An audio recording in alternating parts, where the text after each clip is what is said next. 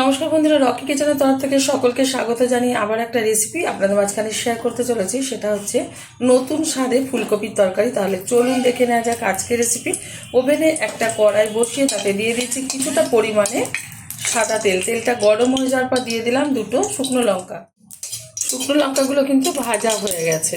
এখন দিয়ে দেবো এর মধ্যে কিছুটা গোটা জিরে ফোড়ন। এটাও ভালোভাবে ভেজে নেব।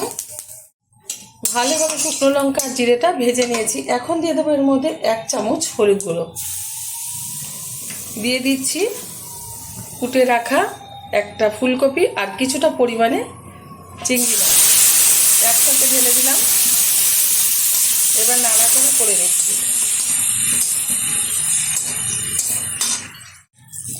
ভালোভাবে একটু তেলের সাথে নেড়ে চেড়ে নিয়েছি। এখন দিয়ে দেবো এর মধ্যে কিছুটা পরিমাণে আদার রস, দিয়ে দিচ্ছি ছোটো সাইজের একটা টমেটো অর্ধেক করে নিচ্ছি, সেটা দিয়ে দিলাম। এখন দিয়ে দেবো 1/2 চামচেরও কম লঙ্কার গুঁড়ো, দিয়ে দিচ্ছি সামান্য পরিমাণে একটু চিনি, মিষ্টিটা দিলে ভালো আসবে স্বাদটা। দিয়ে দেবো পরিমাণ মতো লবণ। এবার খুব ভালোভাবে মিশিয়ে নেব ফুলকপির সাথে। এখানে কিন্তু আলু ব্যবহার করিনি, আপনারাও কিন্তু আলু ব্যবহার করবেন না। আলু যদি দেওয়া হতো ঠিক ব্যবহার করতাম। আজকে আলু ছাড়াই কিন্তু এই রেসিপিটা আজকে বানিয়ে নিচ্ছি। আশা করি এই রেসিপিটা আপনাদের ভালো লাগবে। ভালো লাগলে চ্যানেলটিকে সাবস্ক্রাইব করবেন, লাইক করবেন, শেয়ার করবেন। ভাত, রুটি, পরোটা, ফ্রায়েড রাইস, পোলাওয়ের সাথে এটা খেতে কিন্তু ভীষণ ভালো লাগে। আপনারা অবশ্যই একবার ট্রাই করবেন।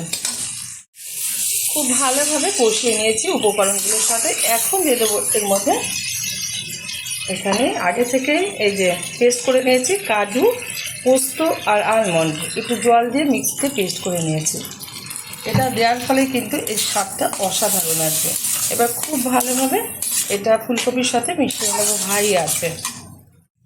খুব ভালোভাবে হাই আছে আমি কষিয়ে নিয়েছি। লাস্টে যে উপকরণটা দিলাম সেটার সাথে এখন দিয়ে দেবো এর মধ্যে সামান্য পরিমাণে একটু গরম মশলার গুঁড়ো, ভালো ফ্লেভার আসবে। তবে আপনাদের যদি এরকম কালার পছন্দ না হয় তাহলে একটু কাশ্মীরি লঙ্কার গুঁড়ো ব্যবহার করতে পারেন, আমি ব্যবহার করলাম না। এবার দিয়ে দেবো যে মিক্সিতে আমি পেস্ট করে নিয়েছিলাম বাদাম, সেটা ধুয়ে জলটা ব্যবহার করলাম।